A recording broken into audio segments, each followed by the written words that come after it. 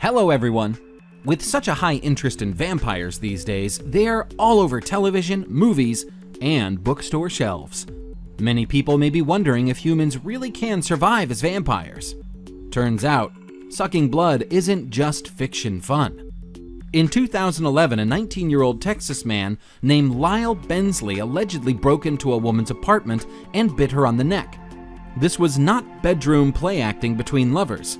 Bensley claimed to be a centuries-old vampire who needed blood to stay alive. The woman escaped and called police, and Lyle, the would-be vampire, was arrested for assault.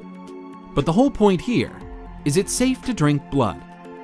In very small amounts, say a few teaspoons, and if the blood is free from pathogens such as the many blood-borne diseases, blood might not harm you. Beyond that, watch out. The strange fact is, blood, when drank, is toxic. When confined to places where blood is supposed to be, such as the heart, vessels, and so on, it is essential for life. But when ingested, it's a very different story. Of course, all toxins have doses, and just as a tiny bit of poison won't necessarily harm you, the more you eat or drink, the greater the danger. Because blood is so rich in iron, and because the body has difficulty excreting excess iron, any animal that consumes blood regularly runs a risk of iron overdose.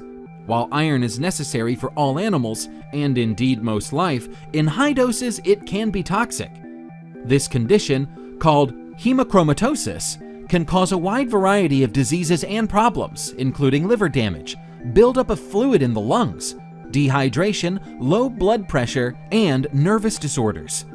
Even so, blood feeding in humans seems to be more common than one might expect.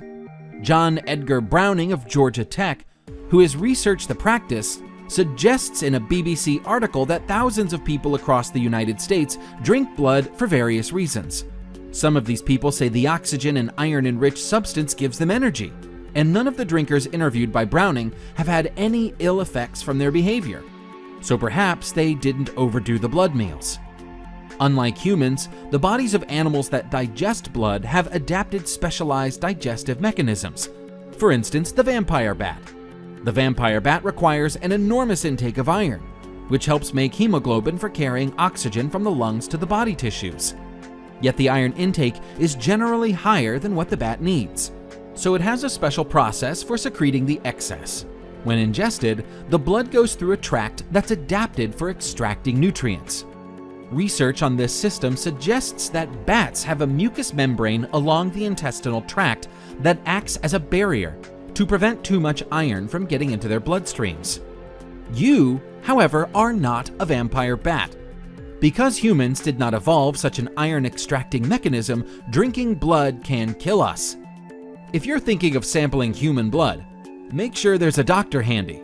For you, not your victim.